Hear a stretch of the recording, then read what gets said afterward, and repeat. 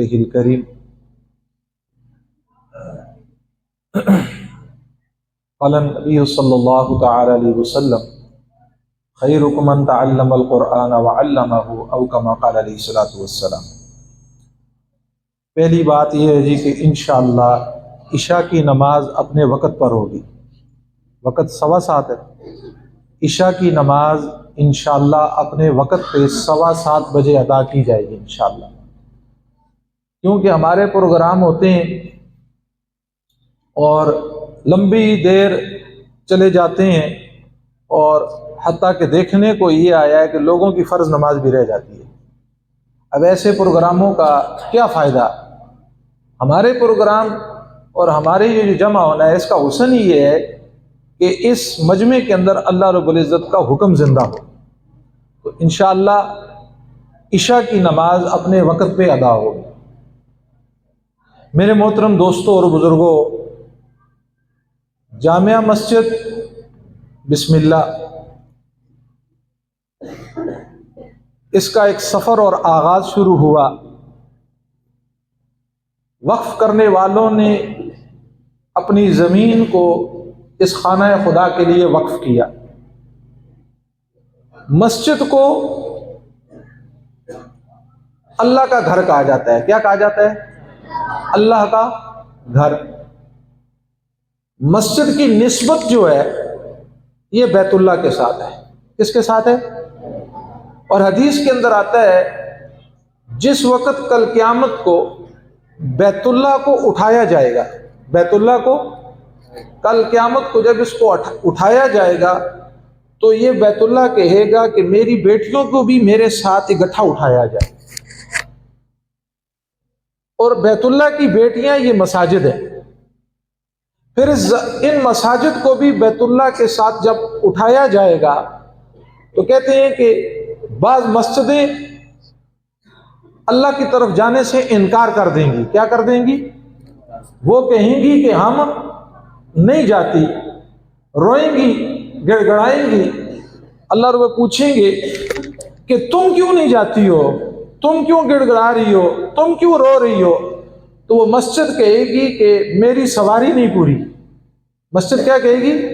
میری سواریاں نہیں پوری۔ انہوں نے کہا اچھا بھائی تمہاری سواریاں یہ جو آ کر نماز پڑھتے تھے، یہ دیکھو یہ نمازی بیٹھا ہوا ہے، یہ ذکر کرنے والا بیٹھا ہوا ہے، یہ تلاوت کرنے والا بیٹھا ہوا ہے، یہ پوری تو ہو گئی ہے۔ کہا نہیں نہیں، کچھ سواریاں باقی ہیں۔ تو وہ فلاں آدمی باقی ہے کہ جس نے اپنی زمین کو وقف کیا تھا اور مجھے وہاں اس ٹکڑے کو پھر مجھ پر مسجد بنائی گئی تھی، ابھی وہ آدمی نہیں آیا۔ وہ وقف کرنے والے بابا جی جو دنیا سے چلے گئے ہیں، میرے محترم دوستوں اور بزرگوں، وہ سچا سچا اور کھرا سودا کر کے چلے گئے۔ اللہ ان کی قبر کو منور فرمائے۔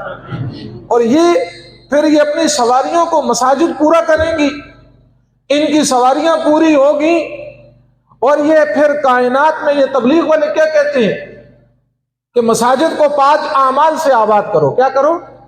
مسجدوں کو 5 اعمال سے آباد کرو۔ یہ آواز کوئی معمولی آواز نہیں ہے، یہ صدا کوئی معمولی صدا نہیں ہے۔ تو پھر یہ مسجدوں کے آباد کرنے والے یہ اس کی سواریاں ہوں گی، اور مساجد اپنی سواریوں کو لے کر پھر جنت کے اندر جائیں گے۔ تو مساجد کی نسبت کس کے ساتھ ہے؟ بیت اللہ کے ساتھ ہے۔ پھر جس مسجد میں مدرسہ کھل گیا، اس مسجد کے اندر مدرسہ بن گیا، اس کی نسبت کس کے ساتھ ہے؟ اس کی نسبت آقا دو جہاں صلی اللہ تعالی وسلم کے ساتھ ہوگی۔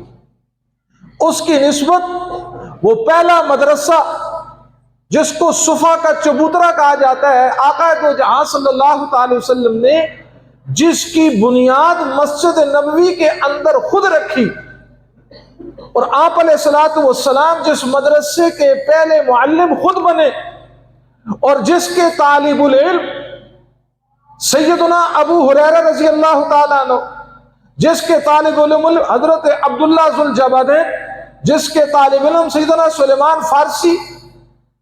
اب مدرسہ بھی عظیم، پڑھانے والے استاد بھی عظیم، اور پڑھنے والے شاگرد بھی عظیم۔ اسی لیے میرے محترم دوستوں مسجدوں کو خدائی باغ کہا جاتا ہے اور مدارس کو محمدی باغ کہا جاتا ہے۔ آپ خوش قسمت ہیں کہ آپ کی اس مسجد کو دونوں نسبتیں حاصل ہوگی، اللہ کا گھر بھی بن گیا اور اللہ کے گھر کے اندر عثمان ابن عفان رضی اللہ تعالیٰ عنہ کی نسبت سے مدرسے کی بنیاد بھی رکھی، بنیاد رکھی، پھر محنت ہوتی چلی گئی، یہاں روز و شب اللہ کا قرآن پڑھایا جا رہا ہے۔ میرے محترم دوستوں اور بزرگوں توجہ پوری رکھنا، بات زیادہ لمبی نہیں ہوگی، مختصر ہو لیکن کچھ سمجھ میں آ جائے۔ سیدنا موسیٰ علیہ السلام آپ جا رہے تھے، راستے میں قبرستان آیا، آپ کا گزر ایک قبر پر ہوا، قبر والے کا حال اللہ نے نبی پر منکشف کر دیا کہ صاحب قبر کو عذاب ہو رہا ہے۔ آپ وہاں کھڑے ہو گئے اور کھڑے ہو کر آپ نے اللہ کے سامنے دعا کی کہ یا اللہ اس قبر والے کو معاف کر دے۔ اب دیکھیں دعا کرنے والا کون ہے؟ کون ہے؟ نبی ہے۔ ساری کائنات اولیاء، اتقیاء، اصفیاء، نیک اور صالح لوگ کتب اور ابدال سے بھر جائے، نبی کو نہیں پہنچ سکتے۔ یہ دعا مانگنے والے اللہ کے نبی ہیں، نبی نبوت والی دعا مانگ رہے ہیں، نبی کا رونا نبوت والا رونا، نبی کی آہوزاری نبوت والی، اور دعا مانگی جا رہی ہے کہ یا اللہ معاف کر دے۔ اللہ رب العزت نے فرمایا کچھ عذاب تو کم ہو سکتا ہے وقتی، لیکن معافی نہیں ہوگی، گنہگار اتنا ہے یہ۔ آپ دعا مانگ کے چلے گئے، کچھ عرصے کے بعد، کچھ سالوں کے بعد آپ کا گزر وہاں سے پھر ہوا، اسی قبر پہ آئے، اللہ نے اس قبر والے کا حال ظاہر کیا تو موسیٰ علیہ السلام کیا دیکھ رہے ہیں کہ وہ قبر والا جنت کے باغوں میں ہے۔ آپ نے اللہ کی بارگاہ میں عرض کیا کہ یا اللہ کہ میں نے دعا کی لیکن اس کا عذاب ختم نہیں ہوا، میرے علاوہ اس علاقے میں کوئی اور نبی نہیں ہے جو دعا کرے اور اس کا عذاب ختم ہو۔ وہ کیا سبب بنا، وہ کیا چیز تھی جس نے اس کے عذاب کو ختم کر دیا؟ تو اللہ رب العزت نے فرمایا کہ اے موسیٰ، یہ آدمی جب مر رہا تھا اس کی بیوی امید سے تھی، اس نے اپنی بیوی کو کہا کہ اگر بچہ پیدا ہو جائے تو اس کو وقت کی کتاب یاد کروا دینا۔ یہ آدمی مر گیا اور یہ گنہگار تھا، اس کو گناہوں کی وجہ سے عذاب ہو رہا تھا۔ بچہ پیدا ہوا، بچہ بڑا ہوا، بولنے کے قابل ہوا، تو اس کی بیوی اس یتیم بچے کو لے کر اس کتاب کے پڑھانے والے قاری صاحب کے پاس لے گئی اور کہا اسے وقت کی کتاب یاد کروا دو۔ اب یہ یتیم بچہ جو ابھی چھوٹا اور معصوم ہے، یہ قاری صاحب کے پاس بیٹھا تو قاری صاحب نے اس بچے کو کہا کہ پڑھو بسم اللہ الرحمن الرحیم۔ اس بچے نے پڑھا بسم اللہ الرحمن الرحیم۔ تو اللہ نے فرمایا موسیٰ تو مجھے بتا جس کا بیٹا مجھے دھرتی پر بیٹھ کر رحمان اور رحیم کہے، میں اس کے باپ کو عذاب کیسے دے سکتا ہوں؟ میرے محترم دوستوں اور بزرگوں، ایک آیت کا یہ اثر ہے۔ تو جن بچوں نے پورا قرآن پڑھا، پورا قرآن، میرے محترم دوستوں اور بزرگوں، پڑھانے والا استاد بھی آفرین ہے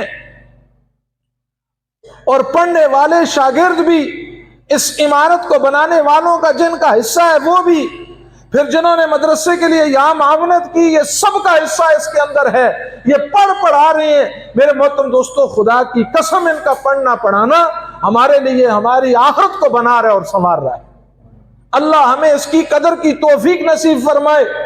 آج دنیا کے اندر آگ لگی ہوئی ہے، آج دنیا بیرا روی کا شکار ہے۔ آج میرے محترم دوستوں جگہ جگہ پہ ذبح خانے کھلے ہوئے جو ہماری آنے والی نسلوں کو تباہ کر رہے ہیں، ہمارے آنے والی نسلوں کو برباد کر رہے ہیں۔ آنے والی نسلوں کو نہ یہ پتہ ہے باپ کا ادب کیا ہے، نہ یہ پتہ ہے باپ سے بات کیا کس طرح کی جاتی ہے، کس انداز سے کی جاتی ہے۔ جو بیٹا جوان ہوتا ہے، باپ بڑھاپے کی طرف جب جاتا ہے، خدا کی قسم باپ اپنی جوان اولاد سے بات کرتے ہوئے ڈرتا ہے۔ یہ کیوں ڈر رہا ہے؟ میرے محترم دوستو، یہ تو حضور کا امتی ہے، اس کا بیٹا بھی حضور کا امتی ہے۔ اس بچے کے دل کے اندر میرے محترم دوستو اور بزرگوں وہ دین نہیں ہے، اس کے وجود میں وہ اعمال نہیں ہے۔ جب وہ اعمال نہیں ہے تو یہ بیٹا بھی آج باغی بن گیا۔ ہم اپنی اولاد کو، ہم اپنی نسلوں کو میرے محترم دوستوں مساجد کی طرف لائیں، مکاتب کی طرف لائیں، اور یہ جو سلسلہ ہے کوئی معمولی سلسلہ نہیں ہے، استاد اور شاگرد کا سلسلہ بہت اعلیٰ اور عمدہ، بہت عرفہ ہے۔ اس پر ایک واقعہ سناتا ہوں، توجہ پوری کرنا۔ قاسم العلوم والخیرات حضرت مولانا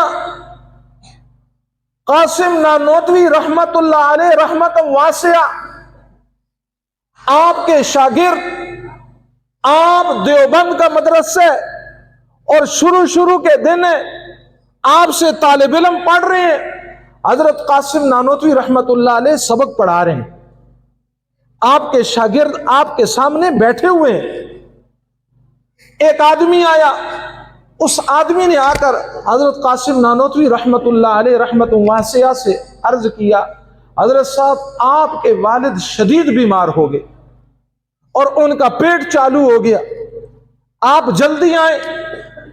میرے محترم دوستو، استاد اٹھے، ساتھ یہ شاگرد بھی چلے، جا کر کیا دیکھتے ہیں کہ والد صاحب کو اس حال اتنے لگے ہوئے ہیں کہ چارپائی نیچے سے ساری گندی ہو۔ آپ نے شاگردوں کو کہا کہ صفائی والے کو لے آؤ۔ ایک شاگرد، تو جو پوری رکھنا، ایک شاگرد ادھر بھاگ رہا ہے، دوسرا ادھر بھاگ رہا ہے، تیسرا ادھر بھاگ رہا ہے، چوتھا ادھر بھاگ رہا ہے۔ ان شاگردوں میں ایک شاگرد تھا جس کو تاریخ میں محمود الحسن کے نام سے یاد کیا جاتا ہے۔ کس نام سے؟ محمود الحسن نام سے یاد کیا جاتا ہے۔ اب شاگرد بھاگ رہے ہیں، کوئی صفائی والا لے کر آئے۔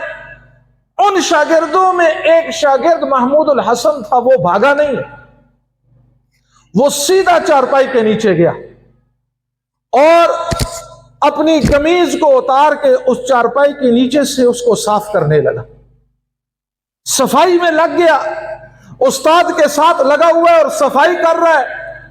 جب استاد نے یہ منظر دیکھا نا تو یوں ہاتھ اٹھائے اور ہاتھ اٹھا کر کہا، ربا یہ طالب الہند ہے، اس کو شیخ الہند بنا دے۔ کیا کہا ہے؟ یہ طالب الہند ہے۔ دارالعلوم دیوبند کا مدرسہ یہ کہاں پر تھا؟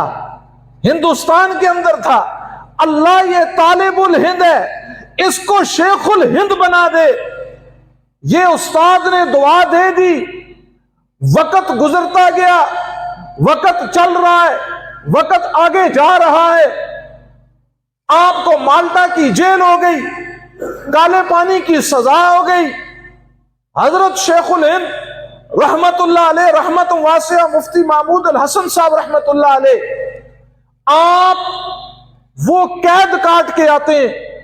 ادھر دارالعلوم دیوبند کے اندر ایک بہت بڑا جلسے کا انعقاد کیا جاتا ہے، آپ کا استقبال کیا جاتا ہے، اور یہاں پر ہندوستان کے بڑے بڑے شیخ الحدیث، شیخ القرآن علماء سینکڑوں کی تعداد میں بیٹھے ہوئے آپ کا استقبال کیا گیا، سپاسنامہ پیش کیا گیا، اور اس کے اندر یہ اعلان کیا گیا، ہندوستان کے تمام علماء متفقہ طور پہ آپ کو شیخ الہند کا لقب دیتے ہیں۔ آپ اٹھے، آپ کی آنکھوں میں آنسو آ گئے، آپ نے کہا، آج جس کا لقب تم مجھے دے رہے ہو، یہ دعا میرے استاد نے مجھے 40 سال پہلے دی تھی۔ 40 سال پہلے میرے استاد نے کہا تھا، ربا اس میرے شاگرد کو یہ طالب الہند بن کر آیا، اس کو شیخ الہند بنا دے۔ میرے محترم دوستوں اور بزرگوں، یہ نسبتیں اور یہ بہاریں یہ مساجد اور مدارس سے ملتی ہیں، یہ دعائیں مساجد اور مدارس سے ملتی ہیں۔ یہ آہو سحر اللہ کے سامنے دامن پھیلانا، رونا دھونا، اللہ سے مانگنا، گڑ گڑانا، میرے محترم دوستوں اور بزرگوں، یہ ان مدارس سے ملتا ہے۔ کئی واقعات ہیں استاد اور شاگرد کے۔ یہ جو بچے اب فارغ ہوئے ہیں، یہ بچے جو اس مدرسے کے اندر پڑھ رہے ہیں، یہ بات ان کے لیے ہے۔ یا جو علماء ہم تو ساری زندگی طالب العلم، ہم ہے ہی طالب العلم، ہم موت تک اپنے آپ کو اپنے بڑوں کا پابند کر کے چلتے رہیں گے، ہمیں اللہ قدم قدم پر ترقی نصیب کرتا رہے گا۔ یہ جو طلباء آج ان کی دستار بندی کی جائے گی، یہ نہ سمجھے کہ بس اب ہم اس مدرسے سے نکلے ہمارا رشتہ اور ناتا ٹوٹ گیا، نہیں نہیں میرے محترم دوستوں اور بزرگوں، یہ نسبت ایک ایسی ہے جو اب موت تک قائم رہنی چاہیے، اور ہر آن ہر لمحے ہم اس بات کے اندر لگے رہیں، کوئی لمحہ میسر آ جائے ہم اپنے استاد کی دعا لیں، کوئی لمحہ میسر آ جائے اپنے استاد کی دعا لے لیں۔ اسی طرح والدین کی دعائیں، بڑوں کی دعائیں، میرے محترم دوستوں اور بزرگوں، یہ تربیت اور یہ ساری بہاریں اور ساری چیزیں جو اللہ ہمیں نصیب کرتے ہیں وہ اللہ رب العزت ان نسبتوں کی وجہ سے نصیب کرتے ہیں۔ تو ان مدارس کا ہونا میرے محترم دوستوں اور بزرگوں کتنی اہمیت اور کتنا ضروری ہے کہ اگر زندگیوں میں دین نہیں ہے، اگر زندگی کے اندر میرے محترم دوستوں اور بزرگوں آج ہماری حالت یہاں تک پہنچ چکی ہے، ہم یہاں تک پہنچ چکے ہیں کہ ہم فرض نماز پڑھتے ہیں، ہمیں اتنا قرآن بھی نہیں آتا کہ کم از کم اپنی نماز ٹھیک کر، اتنا قرآن بھی نہیں آتا کہ ہماری نماز ٹھیک ہو جائے، کہ وہ نماز جو اللہ سے براہ راست لینے کا ذریعہ ہے۔ پھر کبھی موقع ملا انشاءاللہ نماز پہ بات ہوگی میرے محترم دوستوں اور بزرگوں۔ تو یہ مساجد، اور آج کیونکہ یہ دستربندی کا عنوان ہے، آج یہاں پر آپ نے اپنا کچھ پھل تیار ہوتے ہوئے دیکھا، صرف ایک سال کا، غالباً ایک سال کا عرصہ ہو گیا، پونے دو سال۔ کتنے طلباء ہیں حفظ والے؟ ماشاءاللہ 27، اور ناظرے والے؟ ناظرے کی تعداد زیادہ ہے۔ اب یہ جو ناظرہ 27 بچے جو یہاں آپ کی اس مسجد میں آ کر اللہ کا قرآن کھول رہے ہیں اور اللہ کا قرآن پڑھ رہے ہیں، میرے محترم دوستوں اور بزرگوں، یہ اتنی عظیم سعادت اور نعمت ہے۔ یہ اللہ سے دعا کیا کریں کہ یا اللہ ہمارے لیے اس نعمت کو تو بڑھاتا ہی رہے، ہمارے لیے اس نعمت کو بڑھاتا ہی رہے۔ اور میرے محترم دوستوں اور بزرگوں، جہاں اور لوگ مبارکباد کے مستحق ہیں، وہاں میں پھر یہ بات کرتے ہوئے مجھے خوشی آتی ہے، یہ محلے والے بڑی عظمتوں والے ہیں، جو اس مسجد کے ساتھ جڑے ہوئے ہیں، جو اس ادارے کے ساتھ جڑے ہوئے ہیں، جو حضرت قاری مولانا غلام مجتبیٰ صاحب دامت فیضم العالیہ کے دست و بازو بنے ہوئے ہیں، جو ان کی حوصلہ افزائی کرتے ہیں۔ اگر آپ حوصلہ افزائی نہ کرتے تو میرے محترم دوستوں یہ معاملہ یہاں تک کبھی نہ پہنچتا۔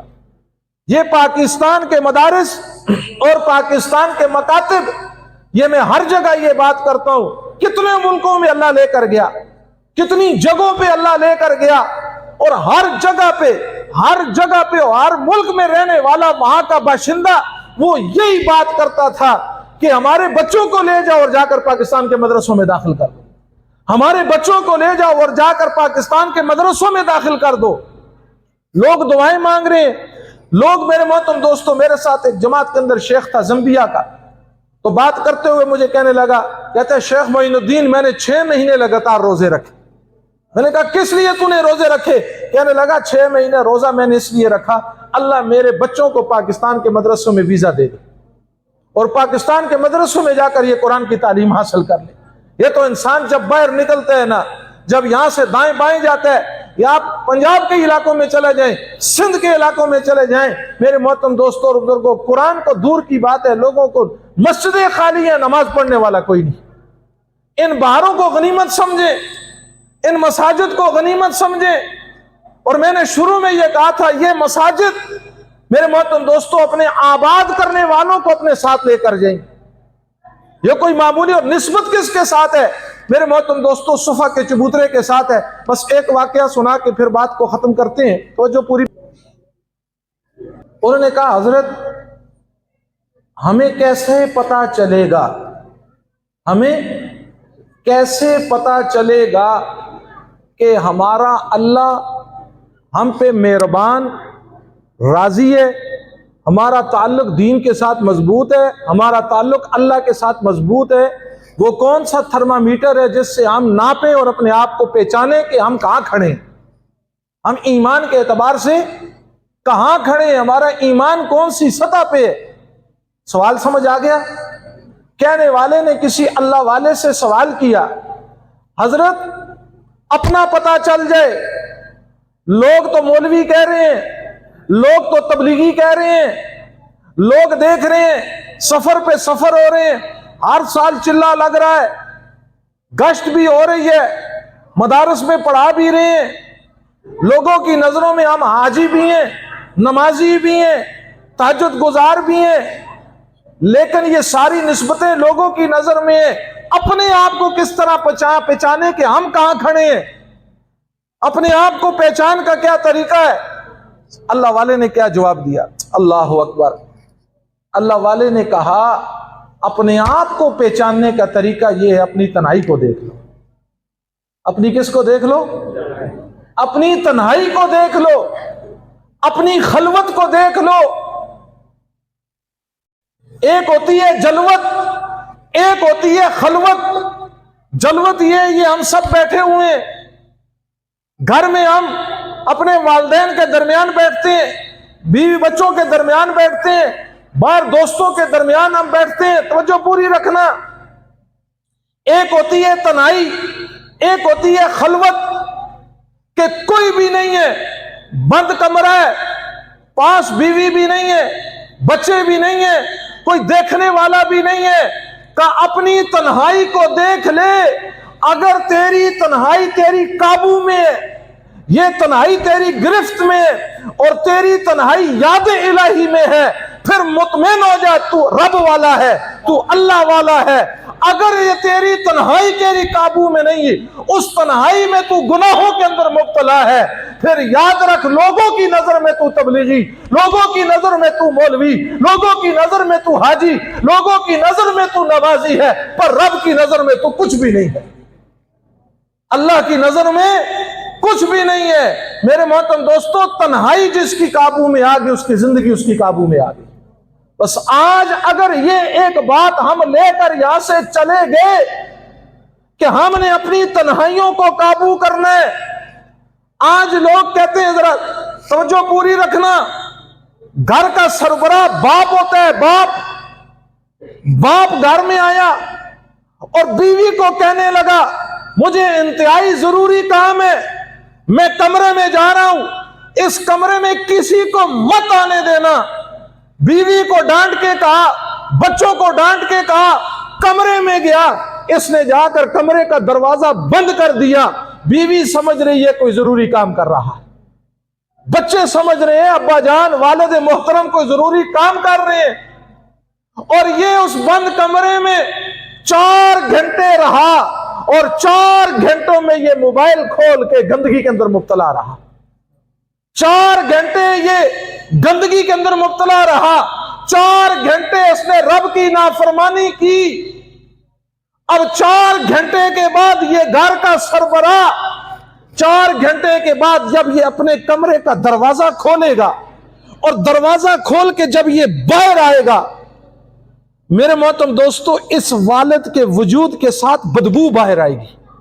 کیا آئے گی؟ بدبو، گناہ کی بدبو آئے گی، گناہ کی نحوست آئے گی، گناہ کی جھگڑے آئیں گے، گناہ کی ویرانیاں آئیں گی، اور یہ نحوست اور ویرانیاں اس گھر میں ڈیرے ڈال دیں گی۔